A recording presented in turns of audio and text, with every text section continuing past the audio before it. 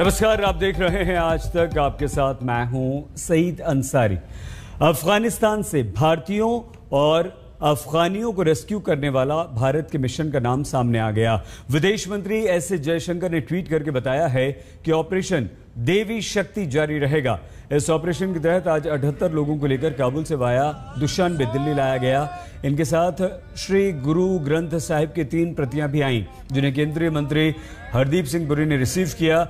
दिल्ली गुरुद्वारा प्रबंधक कमेटी के अध्यक्ष मनजिंदर सिंह सिरसा ने दावा किया कि काबुल में अभी भी 200 भारतीय फंसे हुए हैं। वहीं विदेश मंत्री ने कहा कि लोगों को निकालने का मिशन आगे भी लगातार जारी रहेगा। वाहिगुरु जी का खालसा, वाहिगुरु जी की फतेह। और आइए अब हम आपको दिखाते हैं कि कैसे काबुल से श्री गुरु ग्रंथ साहिब की 3 प्रतियों को दिल्ली लाया गया। वहीं इन प्रतियों को अब कहां स्थापित किया गया है और काबुल से आए सिखों का क्या कहना है। सतनाम श्री वाहिगुरु, सतनाम श्री वाहिगुरु, सतनाम श्री वाहिगुरु। सतनाम श्री वाहिगुरु के जाप के साथ गुरु ग्रंथ साहिब की प्रतियों को खुद केंद्रीय मंत्री हरदीप पुरी ने दिल्ली एयरपोर्ट पर रिसीव किया। काबुल से दुशानबे और फिर दुशानबे से दिल्ली पहुंची एयर इंडिया फ्लाइट में 78 लोगों के साथ गुरु ग्रंथ साहिब की ये 3 पवित्र प्रतियां आई थीं। इन्हीं को रिसीव करने हरदीप सिंह पुरी, बीजेपी नेता आरपी सिंह समेत दिल्ली गुरुद्वारा प्रबंधक कमेटी के तमाम लोग पहुंचे थे। Start by thanking the Honorable Prime Minister who has made it possible to carry out these rescue operations to bring our brethren who are in difficult circumstances there. Or arrangements are also being put in place for the remaining people. We are in constant touch with them and I want to compliment the Ministry of External Affairs.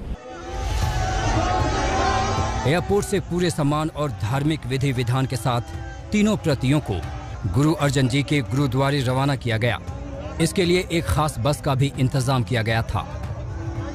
यहाँ से पालकी साहब के जरिए, जो कि एक खास बस है जिसको सजाया गया है, उसमें इन्हें स्थापित किया जाएगा और उसके बाद आगे ले जाया जाएगा। सबसे आगे जो सिख धर्म का झंडा है, निशान साहब आप देख सकते हैं कि वो इस समय आगे बढ़ते हुए, और उसके बाद पंच प्यारे जो कि सिख धर्म में अपना अलग महत्व रखते हैं, वो भी इस ग्रंथ साहब के साथ इस समय आगे जाएंगे। हम सरकार के भी टच में थे। पहले दुशान पे जाया गया, वहाँ से रात को वहाँ पे रखा गया और सुबह ये फ्लाइट जो दुशान से चली थी और अब दुशान से ये आज यहाँ लैंड की गई है।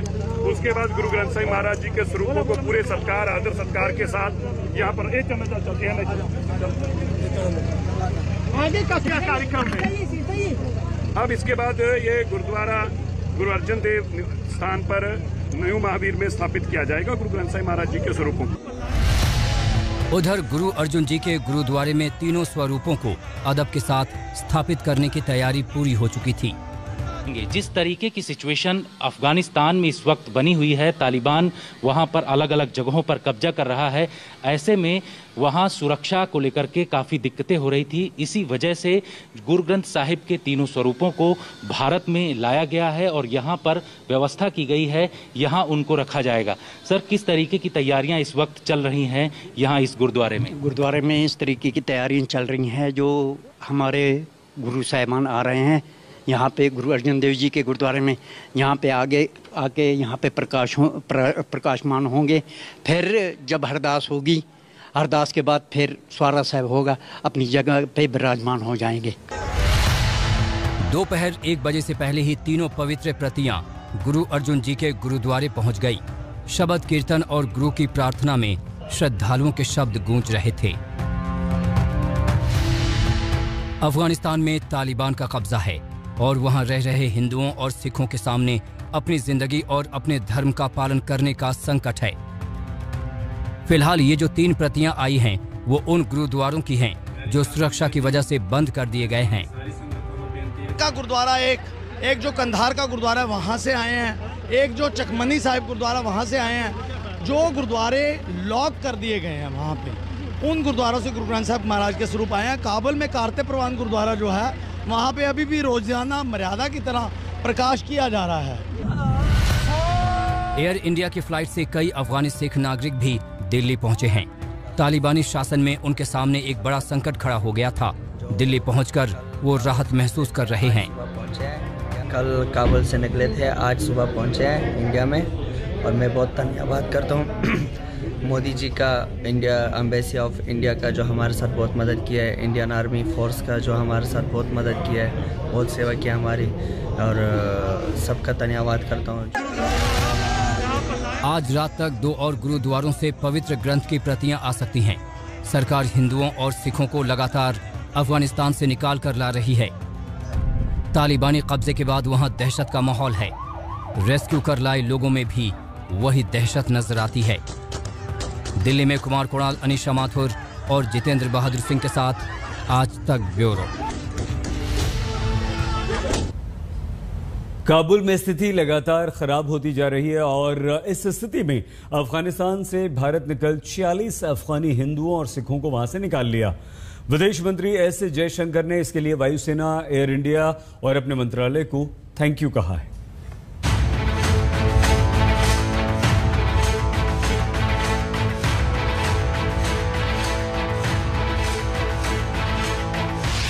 काबुल में कोहराम है, दिल्ली में सुकून है।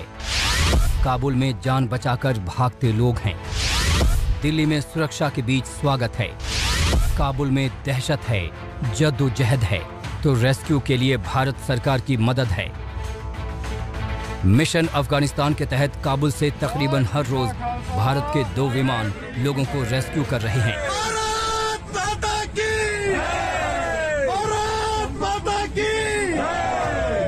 इसमें भारतीय वायुसेना के साथ कमर्शियल विमानों की भी मदद ली जा रही है। पवित्र ग्रंथ की 3 प्रतियों के साथ एयर इंडिया के विमान से जो 78 यात्री दिल्ली पहुंचे, उनमें से 25 भारतीय थे। वहीं काबुल से 46 अफगानी और हिंदू भी दिल्ली पहुंचे। सोमवार को ये सभी काबुल एयरपोर्ट पर मौजूद थे। भारतीय वायुसेना का विमान इन्हें लेकर उड़ा और ताजिकिस्तान के दुशांबे पहुंचा। यहां से आज एयर इंडिया का विमान दिल्ली के लिए रवाना हुआ और इसी तरह सभी 78 यात्री तालिबानी चंगुल से निकाल लिए गए। जिस दिन ये लोग काबुल एयरपोर्ट से रवाना हुए, ये तस्वीरें उसी दिन की हैं।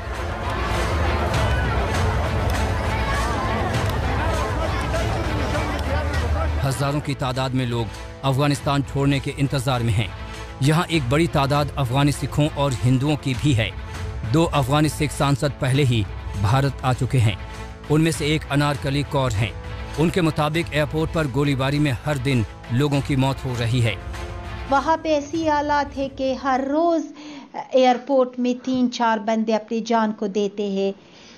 वो लोग जो कोई डॉक्यूमेंट उन्हीं के साथ नहीं है, लेकिन ये एक उम्मीद है कि फ़्लाइट है, यहाँ पे हर घंटा फ़्लाइट है, बिना वीज़ा, बिना कोई डॉक्यूमेंट हम कर सकते हैं कहाँ कोई कंट्री पे जाए, अफ़गानिस्तान को लेफ़्ट करे। यानी ऐसी हालात जो अफ़गानिस्तान में अभी हुआ 46 ईयर्स अगो, ऐसी हालात वियतनाम में थे।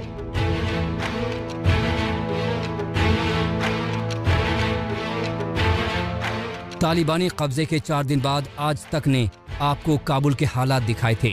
आपको काबुल का वो गुरुद्वारा भी दिखाया था जहां गतिविधियां सामान्य रूप से चल रही थीं। गुरुद्वारे के सामने सिख दुकानदार अपना कारोबार फिर से शुरू कर चुका था। अफगानिस्तान में कुल 15 गुरुद्वारे हैं।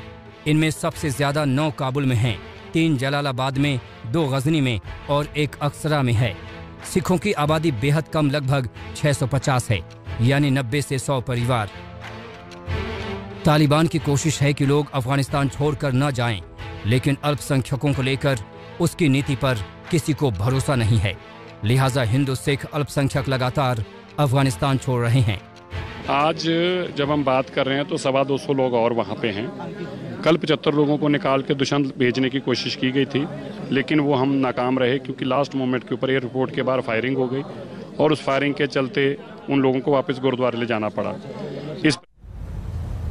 एक बहुत छोटे से ब्रेक के लिए हम यहाँ पर रुक रहे हैं। आप देखते रहिए आज तक। भारत की नजर लगातार अफगानिस्तान पर बनी हुई है और इस बीच प्रधानमंत्री नरेंद्र मोदी ने रूस के राष्ट्रपति व्लादिमीर पुतिन से फोन पर बात की। ये बातचीत करीब 45 मिनट तक चली। दोनों के बीच ये लंबी चौड़ी बातचीत अफगानिस्तान को लेकर हुई। अफगानिस्तान के तालिबानी शासन को लेकर रूस का रुख बेहद नर्म रहा। वो उन पहले कुछ देशों में शामिल है जिसने या जिन्होंने तालिबानी शासन को मान्यता देने का इशारा किया था।